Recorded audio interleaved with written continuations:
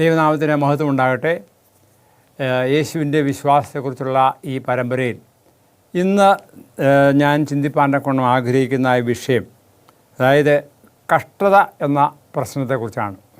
നമുക്കറിയാം, ഈ ഭൂമിയിൽ അനവധിയായ കഷ്ടങ്ങളുണ്ട്. രോഗമുണ്ട്, ദുഃഖമുണ്ട്, സാമ്പത്തികമായ ബുദ്ധിമുട്ടുണ്ട്. ഇതൊക്കെയും മനുഷ്യൻ്റെ കഷ്ടതയുടെ ഭാഗമായിട്ടാണ് കാണുന്നത്. ഇതെല്ലാം വന്നതിൻ്റെ കാരണം പാപമുഖാന്തരമാണ്. ഇപ്പോൾ ഈ ഉയർച്ച താഴ്ച, വിദ്യാഭ്യാസത്തിൻ്റെ മേൽക്കോയ്മ, അല്ലെങ്കിൽ നമുക്കറിയാം നമ്മുടേതായ ഇടങ്ങളിൽ ചില ജാതീയ പ്രശ്നങ്ങളുണ്ട്, പലതരത്തിലുള്ള പ്രശ്നങ്ങളൊക്കെ ഉണ്ട്. ഇതൊക്കെയും വരുന്നത്, അതൊക്കെയും സഫർ ചെയ്യുന്നത് ഒരു കൂട്ടം, അതായത് ഇടനിലക്കാരെന്ന് പറയും. അപ്പോൾ ഇടനിലക്കാരെന്ന് ഉദ്ദേശിക്കുന്നത്, അതായത് വലിയ വരുമാനമില്ല, ഒരു ഗ്രൂപ്പ് വലിയ വരുമാനമുള്ളവർ, ഒരു ഗ്രൂപ്പ് തീരെ പാവപ്പെട്ടവർ. എന്നാൽ ഇടനിലക്കാരൊക്കെ അവർക്ക് അങ്ങോട്ടുമില്ല ഇങ്ങോട്ടുമില്ല അല്ലാത്ത അവസ്ഥയുണ്ട്. അങ്ങനെ പലതരത്തിലുള്ളതായ പ്രവണതകൾ നമുക്ക് ഈ ഭൂമിയിൽ കാണുവാനൊക്കെ സാധിക്കും. ഇതിൻ്റെ ഒക്കെയും കാരണം മറ്റൊന്നുമല്ല, പാപമാണ്. പാപത്തിൻ്റെ അനന്തരഫലമാണ് ഈ പറയപ്പെട്ട കാര്യങ്ങളൊക്കെയും ഭൂമിയിൽ ഉണ്ടായിരിക്കുന്നത്. എന്നാൽ അതിനെക്കുറിച്ച് കർത്താവായ യേശുക്രിസ്തു ഭൂമിയിലായിരുന്നപ്പോൾ നമുക്കറിയാം, രോഗികളുണ്ടായിരുന്നു, ധനവാന്മാരുണ്ടായിരുന്നു, അതുപോലെ തന്നെ പാവപ്പെട്ടവരുണ്ടായിരുന്നു, വിദ്യാഭ്യാസമില്ലാത്തവരുണ്ടായിരുന്നു. എന്നാൽ ദൈവം ആഗ്രഹിച്ച പ്രകാരം ഈ യഹൂദന്മാർ, ഇസ്രായേൽ മക്കൾ ജീവിച്ചിരുന്നെങ്കിൽ അവിടെ ഒരു വ്യത്യാസം ഉണ്ടായിരുന്നു. കാരണം ആ രീതിയിലുള്ള ഒരു എക്കണോമി അല്ലെങ്കിൽ സാമ്പത്തികമായ ജീവിത രീതിയായിരുന്നു അവർക്കുണ്ടായിരുന്നത്. നമുക്കറിയാമല്ലോ, ഈ അവർ പ്രോപ്പർട്ടി വീതം വെച്ചപ്പോൾ, അതായത് അവിടുത്തെ പ്രോപ്പർട്ടി വീതം വെച്ചപ്പോഴത്തേക്ക് ദൈവം അതിൻ്റേതായ നിലയിൽ അവർക്ക് കൊടുത്തു. അത് കൈമാറ്റം ചെയ്യുന്നതിനോ വിൽക്കുന്നതിനോ വാങ്ങുന്നതിനുള്ളതായ അവകാശമുണ്ട് എങ്കിലും തിരികെ അതൊക്കെയും അവരവരുടേതായ പ്രോപ്പർട്ടിയിലേക്ക് മാറണതാണല്ലോ ദൈവം ഒരുക്കി വെച്ചതായ പ്രവണത. അത് പഴയ നിയമത്തിൽ നമുക്കത് കാണുവാൻ കൊണ്ട് സാധിക്കും. എന്നാലും മനുഷ്യന് കഷ്ടതയുണ്ട്, രോഗമുണ്ട്, ദുഃഖമുണ്ട്. അന്നും ലെപ്രസി ഉണ്ടായിരുന്നു, അല്ലെങ്കിൽ കുഷ്ഠമുണ്ടായിരുന്നു, പാലസി ഉണ്ടായിരുന്നു, അല്ലെങ്കിൽ അങ്ങനെ പലതരത്തിലുള്ളതായ രോഗങ്ങളും ദുഷ്ടങ്ങളും കഷ്ടതകളും ഒക്കെ ഉണ്ടായിരുന്നു. ഇവയെക്കുറിച്ച് തിരുവചനം അനുശാസിക്കുന്ന കാര്യത്തെക്കുറിച്ച് നമുക്കൊന്ന് ചിന്തിക്കാം. പത്രോസിൻ്റെ ലേഖനം 1 പത്രോസ് 4-ാമത്തെ അധ്യായത്തിൽ ഈ കഷ്ടതകളെക്കുറിച്ച് പറയുന്നത് എന്താണെന്ന് 12-ാമത്തെ വാക്യം മുതൽ ഞാൻ വായിക്കുന്നു. അവിടെ, പ്രിയമുള്ളവരെ, നിങ്ങൾക്ക് പരീക്ഷയ്ക്കായി സംഭവിച്ചിരിക്കുന്ന അഗ്നിശോധനയെങ്കിൽ ഒരു അപൂർവ കാര്യം നിങ്ങൾക്ക് വന്ന് കൂടി എന്ന് വെച്ച് അതിശയിച്ച് പോകരുത്. അതായത് ഈ ഭൂമിയിൽ കഷ്ടതയും പ്രയാസം, ക്രിസ്തുവിൻ്റെ കഷ്ടങ്ങൾക്ക് പങ്കുള്ളവരാകും തോറും സന്തോഷിച്ചുകൊള്ളുവിൻ. അങ്ങനെ നിങ്ങൾ അവൻ്റെ തേജസ്സിൻ്റെ പ്രത്യക്ഷതയിൽ ഉല്ലസിച്ച് ആനന്ദിപ്പാൻ ഇടയായിത്തീരും. അപ്പോൾ ഇതുകൊണ്ട് നമ്മുടെ കഷ്ടതകൾ വരുമ്പോൾ അതിൽ നാം നഷ്ടപ്പെട്ടു പോകരുത്. അതായത് ദൈവം നമുക്ക് താങ്ങായുണ്ട്, തണലുണ്ട്, കരുതുന്നവൻ ഞാനല്ലയോ എന്ന് നമ്മൾ പാടാറുണ്ട്. ദൈവം കരുതുന്നുണ്ട്. അത് നമ്മൾ ശ്രദ്ധിക്കാറില്ല. നമ്മുടെ കരുതലൊക്കെ നാം ഭൂമിയിൽ കഴിയുന്നിടത്തോളം, അത് നമ്മളെ കൊണ്ട് കഴിയാവുന്നിടത്തോളം കൈകാര്യം ചെയ്യാൻ ശ്രമിക്കുന്നത് ദൈവത്തിന് പോകുന്ന ലാസ്റ്റാണ്, അവസാനമാണ്. അത് പാടില്ല. ദൈവത്തോട് സകല കാര്യങ്ങളും നിരത്തി വയ്ക്കുക. നമ്മൾ കഴിഞ്ഞ ദിവസം പ്രാർത്ഥനയെക്കുറിച്ച് പഠിക്കുകയുണ്ടായി. പ്രാർത്ഥനയാൽ ദൈവം അസാധ്യം, പ്രാർത്ഥനയാൽ ലഭിക്കാത്ത ഒരു കാര്യവുമില്ല, ദൈവം തരും. ആ വിശ്വാസം ഉണ്ടായിരിക്കണം. അപ്പോൾ ഇവിടെ ഈ കഷ്ടതയെക്കുറിച്ച് ചിന്തിക്കുമ്പോൾ കണിശമായിട്ടും ഈ പഴയ നിയമകാലത്തുണ്ടായതായ വളരെ കഷ്ടതയുണ്ടായതായ ഒരു അനുഭവം ഉള്ള വ്യക്തിയെക്കുറിച്ച് പറയുന്നുണ്ട്. മറ്റാരുമല്ല, യോബ്. ഈ യോബിനെ കുറിച്ചുള്ളതായ കാര്യങ്ങൾ പറയുമ്പോൾ അവിടെ യോബ് എങ്ങനെയുള്ളവനായിരുന്നു എന്ന് ബൈബിള് പഠിപ്പിക്കുന്ന രീതിയിൽ ആദ്യമായിട്ട് അതിനെക്കുറിച്ച് നമുക്ക് ചിന്തിക്കാം. യോബ് ഒരു നല്ലവനായിരുന്നു. പ്രത്യേകിച്ച് പറയുമ്പോൾ 1-ാമത്തെ അധ്യായം, യോബിൻ്റെ പുസ്തകം 1-ാമത്തെ അധ്യായത്തിൽ അവിടെ പറയുന്നത്, ഊസ് ദേശത്ത് യോബ് എന്ന പേരുള്ളൊരു പുരുഷനുണ്ടായിരുന്നു. അവൻ നിഷ്കളങ്കനും നേരുള്ളവനും ദൈവഭക്തനും ദോഷം വിട്ടകലുന്നവനുമായിരുന്നു. അപ്പോൾ ഈ ഒരു വ്യക്തിയെക്കുറിച്ച് പറയുമ്പോൾ അവൻ നിഷ്കളങ്കനാണ്, നേരുള്ളവനാണ്, ദൈവഭക്തനും ദോഷം വിട്ടകലുന്നവനുമായിരുന്നു. അപ്പോൾ ആ മനുഷ്യൻ്റെ ജീവിതത്തെക്കുറിച്ച് പറയുമ്പോൾ അവിടെ താൻ ചെയ്യുന്ന കാര്യങ്ങളെക്കുറിച്ച് എനിക്കുണ്ടായിരുന്ന മക്കളെക്കുറിച്ചും തൻ്റെ ജീവിതാനുഭവത്തെക്കുറിച്ചും ഒക്കെ ഇവിടെ പറയുന്നുണ്ട്. എന്നാൽ പിശാചായവൻ അവനെ പരീക്ഷിപ്പാൻ തക്കവണ്ണം വഴിയൊരുക്കുന്നു. എന്താണ് അത്? പിശാച് ദൈവസന്നിധിയിൽ അവരുടെ എന്തോ കാര്യത്തിന് പോയപ്പോൾ ഇവിടെ പറയുന്നതാണ്. ഇവിടെ പറയുന്നത്, അതിന് സാത്താൻ, അതായത് യഹോവ സാത്താനോട് അവിടെയുള്ളൊരു കൗൺസിൽ വെച്ച് പറയുകയാണ്, നീ ഭൂമിയിൽ ഊടാടി സഞ്ചരിച്ചു എന്ന് ഉത്തരം പറഞ്ഞു. ഞാൻ യഹോവ സാത്താനോട്, എൻ്റെ ദാസനായ യോബിൻ്റെ മേൽ ദൃഷ്ടി വെച്ചുവോ? അവനെപ്പോലെ നിഷ്കളങ്കനും നേരുള്ളവനും ദൈവഭക്തനും ദോഷമിട്ടതിലും ഭൂമിയിൽ ആരുമില്ലെന്നല്ല ചെയ്തു. അതിന് സാത്താൻ യഹോവയോട്, വെറുതെയോ യോബ് ഭക്തനായിരിക്കുന്നത്, നീ അവന് ചുറ്റും അവനും അവൻ്റെ വീടിന് ചുറ്റും സകലത്തിലും വേലി കെട്ടിയിരിക്കല്ലയോ, നീ അവൻ്റെ പ്രവൃത്തിയെ അനുഗ്രഹിക്കുന്നു, അവൻ്റെ മൃഗസമ്പത്ത് ദേശത്ത് പരിഹരിക്കുന്നു, ആ തൃക്കൈ നീട്ടി അവനുള്ളതൊക്കെയും തൊടുക, അവൻ നിന്നെ മുഖത്ത് നോക്കി ത്യജിക്കുകയും എന്നുത്തരം പറഞ്ഞു. ഇപ്പോൾ ഇതിൻ്റെ താഴെയുള്ള അനന്തരഫലം അറിയാം. പിശാച് അവനെ പലതരത്തിൽ ഇവിടെ പറയുന്നത് തൻ്റെ സകല സമ്പത്തും തനിക്ക് നഷ്ടപ്പെട്ടു. അതായത് ഓരോ അനുഭവങ്ങളിൽ ഇത് വായിക്കുമ്പോൾ മനസ്സിലാകും, നിങ്ങൾ വായിച്ച് നോക്കുക. അങ്ങനെ അത് കഴിഞ്ഞ് പിന്നെ അവന് സംഭവിച്ചെന്നറിയാമോ, അവന് രോഗിയായി തീർന്നു. കൈ പൈസയില്ല, അല്ലെങ്കിൽ സമ്പത്തില്ല. സമ്പത്ത് അന്നത്തെ കാലത്ത് ആടുമാടുകളും കന്നുകാലികൾ അല്ലെങ്കിൽ അങ്ങനെയുള്ളതായിരുന്നു സമ്പത്ത്. അവർക്കുണ്ടായത് എല്ലാ സമ്പത്തും അതൊക്കെയായിരുന്നു. അതെല്ലാം നഷ്ടപ്പെട്ടു. പിന്നെ അവസാനം മക്കൾ വരെയും നഷ്ടപ്പെട്ടു. ഉണ്ടായിരുന്ന മക്കളെല്ലാം ഓരോ അപകടത്തിൽപ്പെട്ട് മരിച്ചു. അതിനുശേഷം എന്താണ് സംഭവിച്ചത്, അവൻ രോഗിയായി തീർന്നു. അതിനെക്കുറിച്ച് പറയുന്നത്, അവൻ രോഗം വന്ന് ദേഹത്തെല്ലാം ഇങ്ങനെ ചൊറി വന്ന് പൊട്ടുകയും അതിന് ചികിത്സിച്ച് അല്ലെങ്കിൽ അതിന് ദേഹം ഇങ്ങനെ ചൊറിഞ്ഞു പൊട്ടുകയാണ്. അപ്പോൾ യോബ് ഇതൊക്കെ ഉണ്ടായിട്ട് എന്ത് ചെയ്തുവല്ലോ, അത് കഴിഞ്ഞ് തന്നോട് തൻ്റെ ഫ്രണ്ട്സ് വന്നു, അവരും തന്നെ കുറ്റപ്പെടുത്തുകയാണ്. ഭാര്യ പറഞ്ഞു, നീ പോയി ചാകാൻ പറയുന്നുണ്ട്. അപ്പോൾ ഇതെല്ലാം പറയുമ്പോഴും യോബിൻ്റെ ജീവിതാനുഭവം എന്ന് പറഞ്ഞാൽ ദൈവത്തിൻ്റെ നാമത്തിന് മഹത്വം കൊടുത്തുകൊണ്ട് താൻ ജീവിക്കുകയാണ് ചെയ്തത്. അതായത് അനന്തരം അവന് പറയുന്നത്, അവൻ്റെ ഭാര്യ അവനെ ഉപദേശിക്കുമ്പോഴൊക്കെയും ഈ കാര്യത്തിലൊക്കെയും യോബ് എന്ത് ചെയ്തു, ദൈവത്തോട് ഒരു തരത്തിലും അവൻ പാപം ചെയ്തിരുന്നില്ല. തൻ്റെ കൂട്ടുകാർ വന്ന് പറയുന്ന കാര്യങ്ങളെക്കുറിച്ചാണ് ഇവിടെ രേഖപ്പെടുത്തിയിരിക്കുന്നത്. അപ്പോൾ ഏതെല്ലാം തരത്തിലാണ്, അതായത് എനിക്ക് സകലവും നഷ്ടപ്പെട്ടു, മക്കളും നഷ്ടപ്പെട്ടു, അതെൻ്റെ ഭാര്യ തന്നെ അക്യൂസ് ചെയ്തു, അതുപോലെ തന്നെ സ്നേഹിതന്മാർ വന്ന് പലതരത്തിലുള്ള അക്യൂസേഷൻ പറയുന്നു. ഇതെല്ലാം പറഞ്ഞിട്ടും എന്ത് ചെയ്തു, താൻ തൻ്റെ ഭക്തിയിൽ നിന്ന് അല്ലെങ്കിൽ തൻ്റെ ജീവിത ശൈലിയിൽ നിന്ന് ഒരിക്കലും വിട്ടുമാറിയില്ല. അതായത് അനന്തരം യോബ് പറയുന്നത് താൻ ശപിക്കുകയാണ്. എന്നിരുന്നാലും താൻ എന്ത് ചെയ്തു, ദൈവത്തിൻ്റെ നാമത്തിന് മഹത്വം ഇല്ലാതായി ആക്കുവാൻ തക്കവണ്ണം ഒരു പ്രവൃത്തിയും താൻ ചെയ്തില്ല.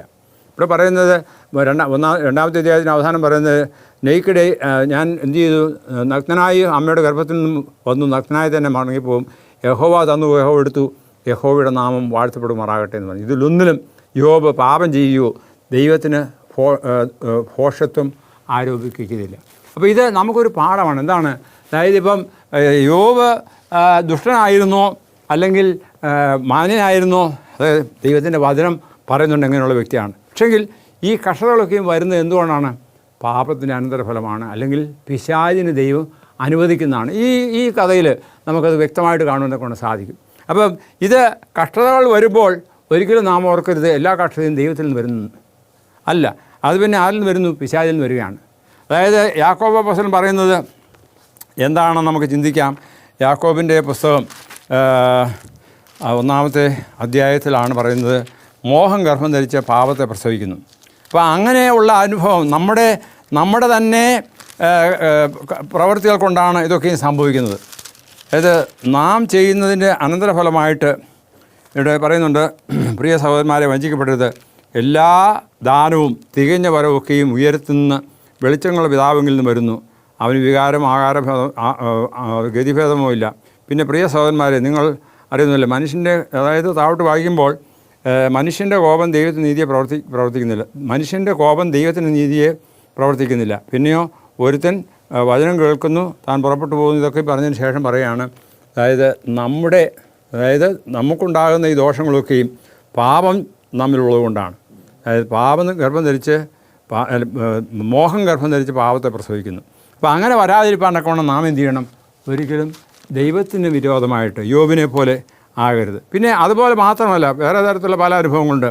ഇപ്പം നമ്മൾ സ്വയമായിട്ട് വരുത്തി വെക്കുന്ന അനേക കാര്യങ്ങളുണ്ട്. ഉദാഹരണം പറഞ്ഞാൽ, ആരോഗ്യപരമായ ജീവിത രീതികൾ കൊണ്ട് നമുക്ക്, അല്ലെങ്കിൽ അനാരോഗ്യപരമായ ജീവിത രീതികൾ കൊണ്ട് നമുക്ക് രോഗം വരും. അപ്പോൾ അത് വരാതിരിക്കാൻ നാം എന്ത് ചെയ്യണം, ശ്രദ്ധയോടും ബുദ്ധിയോടും കൂടി ജീവിക്കണം. അതായത് ദൈവത്തിൽ നിന്നും പ്രാപിക്കുന്ന അനുഗ്രഹങ്ങൾ കണിശമായിട്ടും ദൈവം ചെയ്യുന്ന നന്മകളാണെന്ന് ഓർത്ത് ദൈവത്തിന് നന്ദി പറയണം. അപ്പോൾ ഈ ഒരു യോബിൻ്റെ അനുഭവത്തിൽ നിന്ന് കഷ്ടതകൾ ഈ ഭൂമിയിലുണ്ട്. ഇല്ലെന്ന് പറയാൻ സാധിക്കില്ല. അതിന് പിശാച് ചിലപ്പോൾ പിശാച് ചിലപ്പോൾ നമ്മെ പരീക്ഷിക്കും. അല്ലെങ്കിൽ നമ്മെ തന്നെ മോഹം ഗർഭം ധരിച്ച് പാപത്തെ പ്രസവിക്കും. അത് മാത്രമല്ല, അതുപോലുള്ള അനുഭവങ്ങൾ പലതുണ്ട്. അതായത് ഇപ്പം ഒരു ഉദാഹരണം പറഞ്ഞാൽ, ഗലീലയിലുള്ള കുറേ പേര് കൊല്ലപ്പെട്ടു. അപ്പോൾ ഉടനെ കർത്താവ് ചോദിക്കുകയാണ്, അവരെല്ലാവരും പാപികളായിരുന്നു? അല്ല. അതായത് അല്ലെങ്കിൽ അതിന് കാരണമുണ്ട്, അത് ദൈവത്തിന് മാത്രമേ അറിയാവുള്ളൂ. അതുപോലെ തന്നെ ചിലരെ മനുഷ്യരെന്ത് ചെയ്യുന്നു, ഇതിപ്പോൾ ഇവിടെ വേറൊരു ഉദാഹരണം പറയുന്നത്, ഒരു മനുഷ്യൻ്റെ മോൻ കണ്ണുപൊട്ടനായി ജീവിച്ചു.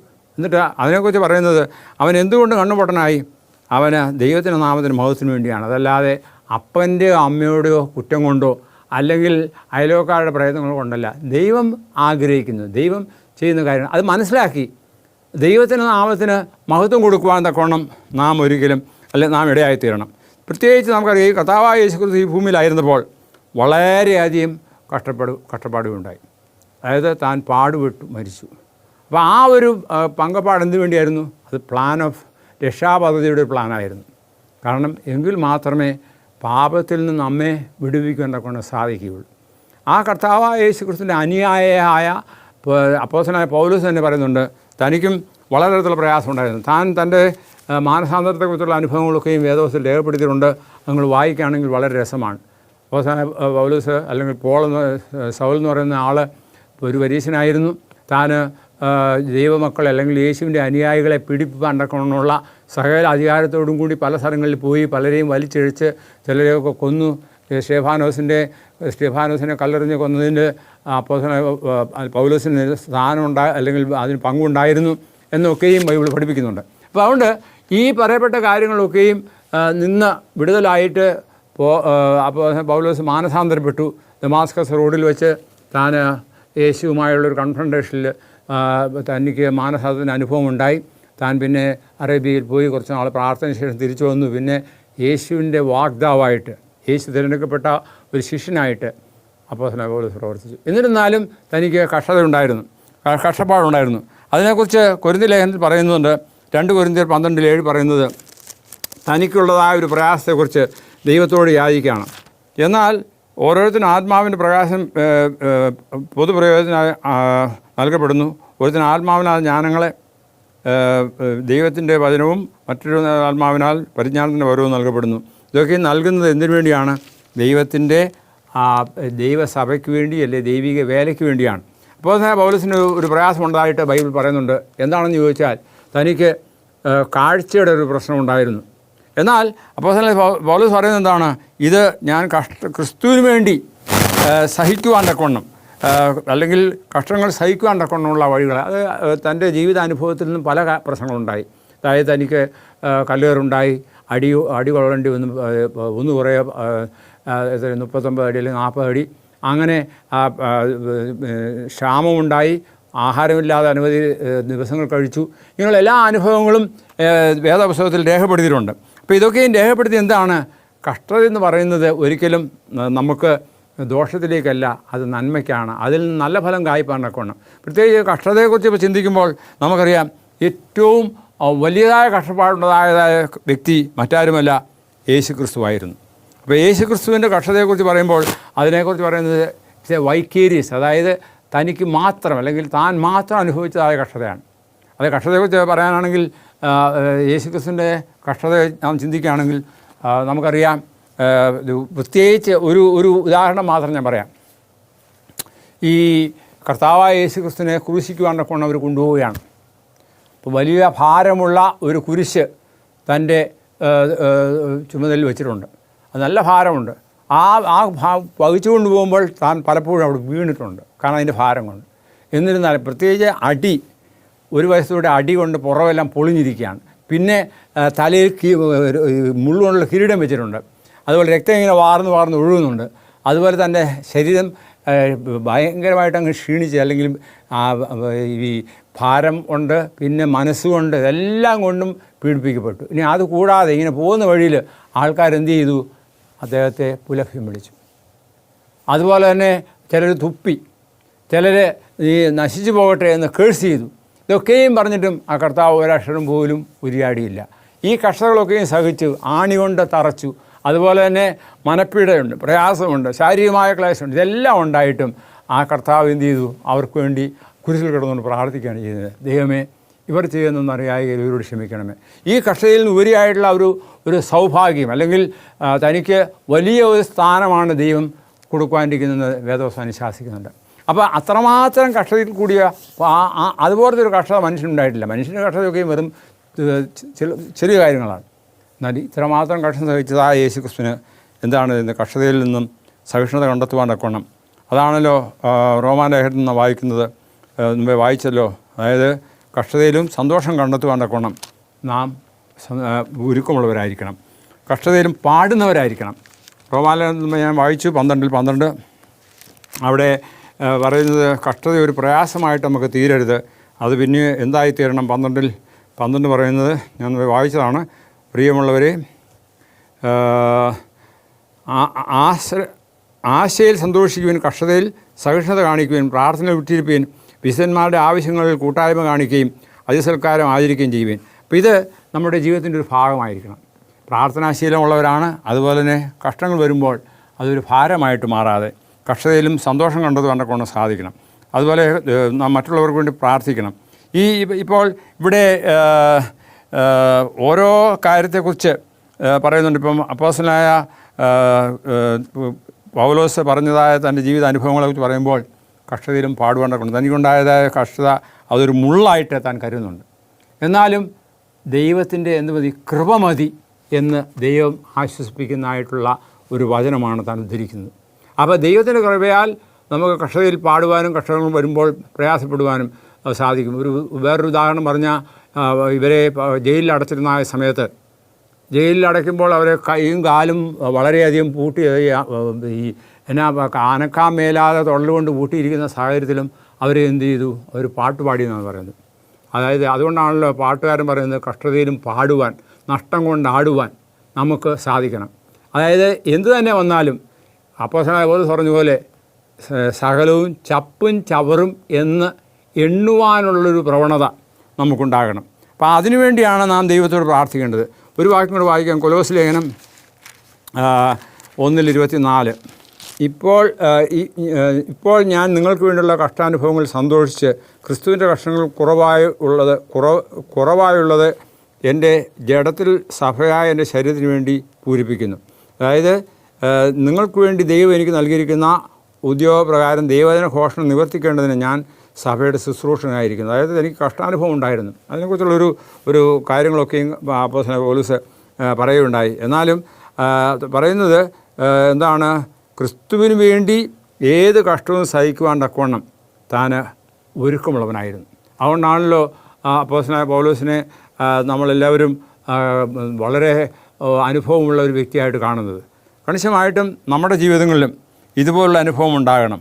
എന്നാൽ ദൈവം നമുക്ക് സൗഖ്യം തരും, ദൈവം നമുക്ക് എന്തു ചെയ്യും? സ്വസ്ഥത തരും, സമാധാനം തരും. അത് ആ ഒരു ചിന്താഗതി നമുക്കുണ്ടാകണം. അതായത് നമുക്കറിയാമല്ലോ, ഇന്നിപ്പോൾ ചുറ്റുപാടുകളിൽ നാം കാണുന്ന പല അനുഭവങ്ങളുണ്ട്.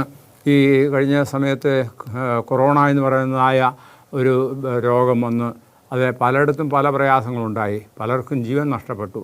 എന്നിരുന്നാലും അതിനെയൊക്കെ അതിജീവിപ്പാൻ തക്കവണ്ണം ദൈവമക്കൾക്ക് ദൈവം അവസരം തന്നു.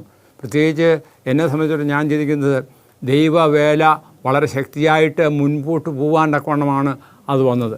കാരണം അതുവരെയും മനുഷ്യൻ ലാഘവത്തോടെ കരുതിയിരുന്ന കാര്യങ്ങളൊക്കെയും പെട്ടെന്നൊരു വിരാമം ഇട്ടുകൊണ്ട്, അതായത് സ്റ്റോപ്പ്, എല്ലാ കാര്യങ്ങളും, വണ്ടികളില്ല, വീടുകളിൽ തന്നെ കഴിയണം, പള്ളികളിൽ അടച്ചിട്ടു, അങ്ങനെയുള്ള പ്രയാസം വന്നപ്പോൾ ദൈവം എന്ത് ചെയ്തു?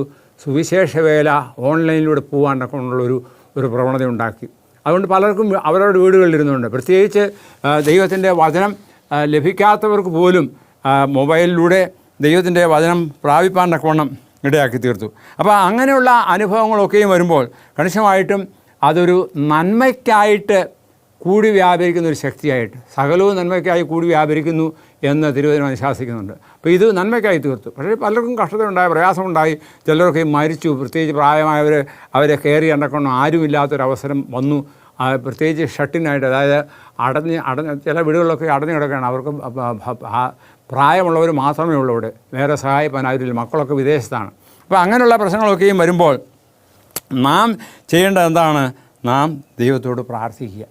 ഇവിടെ പ്രാർത്ഥനയ്ക്കായിട്ട് പറയുന്ന കാര്യങ്ങളെക്കുറിച്ച് ലൂക്കോസിൻ്റെ സുവിശേഷം 7-ാമത്തെ അധ്യായത്തിൽ നിന്നും ഏതാനും ഭാഗങ്ങൾ ഞാൻ വായിക്കുകയാണ്. യേശുവിൻ്റെ അടുക്കൽ വന്നു, അതായത് ജനങ്ങൾക്ക് പറഞ്ഞതിന് ശേഷം കവർന്നഭൂമിയിലെത്തി. അവിടെ ഒരു ശതാധിപൻ്റെ പ്രിയദാസൻ ദീനം പിടിച്ച് മരിക്കാറായിരുന്നു. യേശു വസ്തു കേട്ട് അവൻ വന്നു.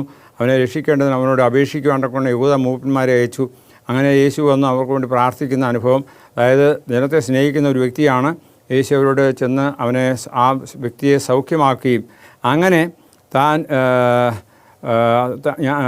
താട്ട് പറയുമ്പോൾ ദൈവം യേശു പറഞ്ഞു, ശതാധിപൻ വീട്ടിൽ മടങ്ങി വന്നപ്പോൾ ആ വ്യക്തിക്ക് സൗഖ്യമുണ്ടായതായിട്ട് പറയുന്നുണ്ട്. ബാല്യക്കാരായി എഴുന്നേൽക്കുക എന്ന് ഞാൻ നിന്നോട് കൽപ്പിക്കുന്നു എന്ന് പറഞ്ഞു. മരിച്ചവൻ എഴുന്നേറ്റ് ഉയർത്തു സംസാരിക്കാൻ തുടങ്ങി.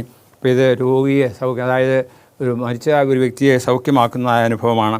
അതുപോലെ തന്നെ മത്തായിയുടെ സുവിശേഷത്തിലും വിശ്വാസത്തിൻ്റെ കാര്യത്തെക്കുറിച്ച് പറയുന്ന ഒരു അനുഭവം കൂടെ ഉണ്ട്. മത്തായിയുടെ സുവിശേഷം 15-ാം അധ്യായത്തിൽ 1 മുതൽ ഉള്ള വാക്യങ്ങളിൽ നമുക്കത് വായിക്കാം. ഇവിടെ പറയുന്നത് ഇതാണ്, അതായത് 21 മുതൽ 28 വരെയുള്ള വാക്യങ്ങൾ ഞാൻ പ്രകാരം വായിക്കുന്നു.